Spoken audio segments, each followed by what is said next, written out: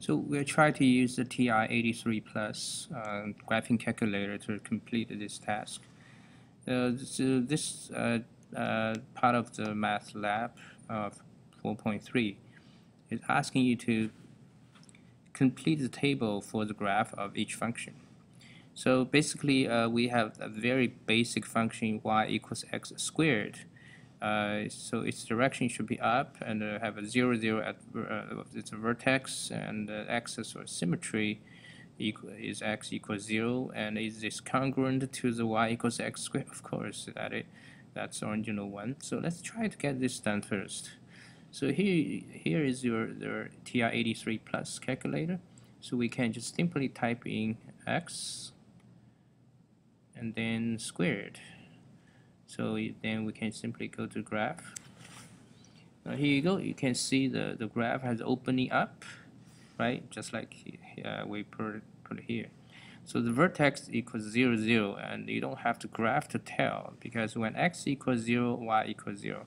So that's a vertex. For any number other than 0, after you square it, it's going to be positive. So that's why this is actually 0 for the y is actually the minimum value of this function. So of course, because when x equals positive or negative, you get the same y as long as the absolute value of x is the same. For example, if you plug in x equals -1 or +1, so you should get y equals 1 for either case. So that's why the graph is symmetrical about the y-axis. So its the equation of y-axis is x equals 0. Okay, so let's try a different one. So let's type in the second function into this graphing calculator.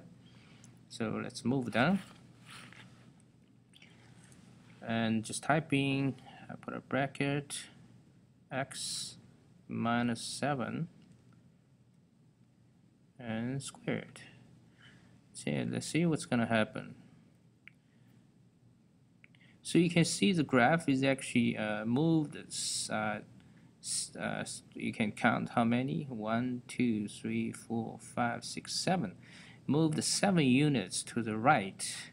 The graph looks like exactly same in terms of the shape, just at a different location. So then we can simply type in the direction of the opening still up, and the vertex is at 7, 0. And the axis of symmetry is x equals 7. You can tell right here. If you draw a line, vertical line, pass through the 7, 0 point, that should be the axis of symmetry. Is this congruent to the y equals x squared? Yes. Okay, if you're not sure about the vertex, we can use one of the function here to find it out. So we can use the calculation. Now, since it's yellow, so that's the second function. So we have to press second, and then press trees, and then find the minimum. Okay, so why it's minimum? Press 3 is because right now it is the minimum of this function, right? Because opening up. So then the question, the calculator asking left bound, so it means you need to move the cursor to the left of this. There are different ways to do this. So right now the cursor is on the original function. You can use this arrow to switch to the other one. Okay. Just notice the x right now is 0 point something, so we need to move to the right side. Move the cursor to the right side, and then it's kind of slow now. See, now x is 1.7, so not quite yet. So I keep it pressing. When it's about a 6, and then you should be able to see the cursor. So right now the cursor is actually up somewhere. Yeah, so okay, here you go, we see the cursor. And of course, you can. There's another way is as long as you know the vertex is about 7, so you can simply type in say 5. You can type in 5. So x equals 5. That's as your left bound, and enter. And instead of moving the cursor past the lowest point to the right side,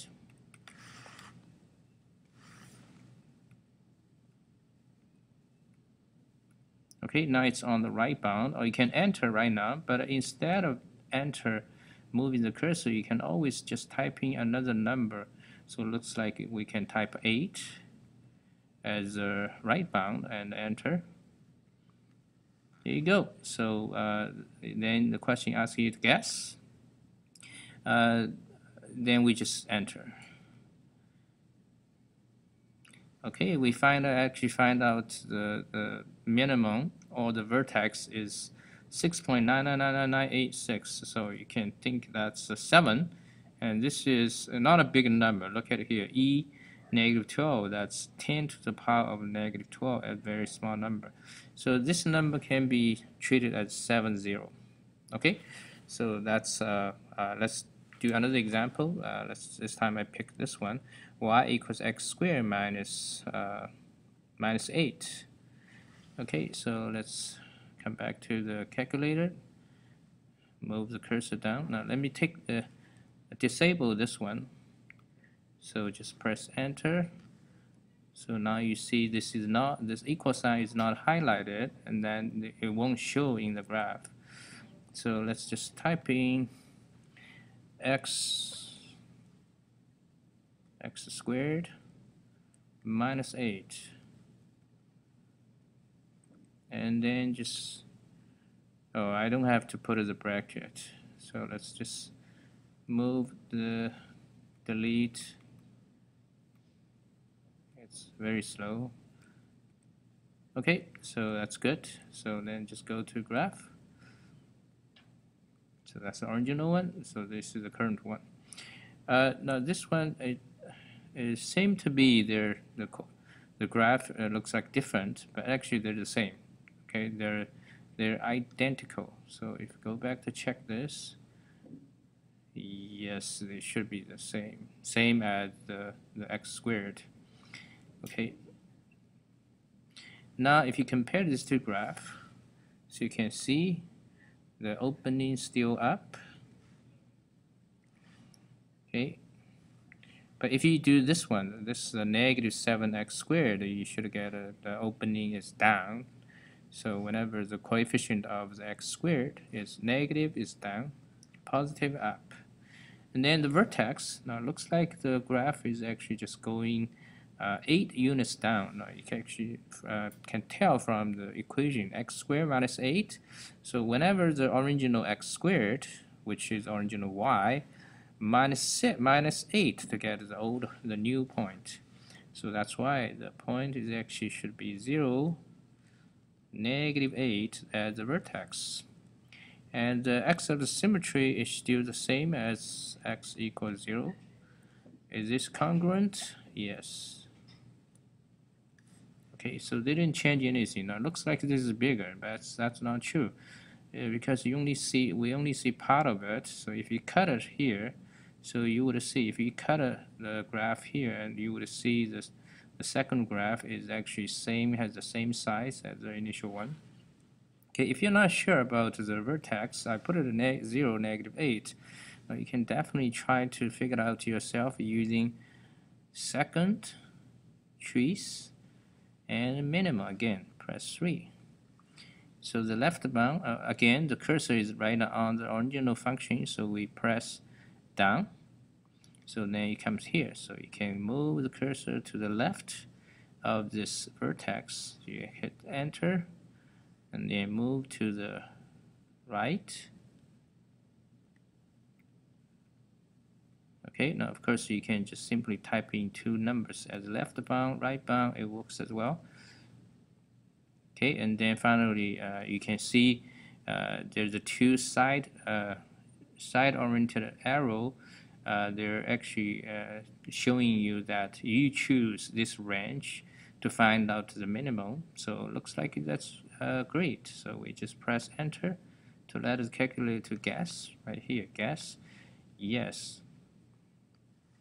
Okay, so it's gonna show very similar. It's 6.69. This is to the power of -7, 10 to the power of -7. So that you can treat this as 0, and y equals -8. So 0, -8.